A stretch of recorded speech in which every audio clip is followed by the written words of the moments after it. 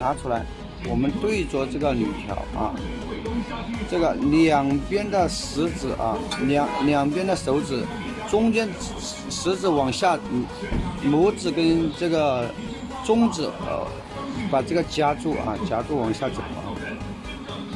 然后就贴得好好的，然后我们再抹一下啊，然后再割这个边。啊，割这边的时候我们要注意看一下啊，割这个边不要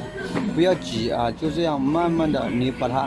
从这边往那边慢慢的割过来就可以了啊，你不要割到铝条啊，不要用劲啊，一句话就是慢，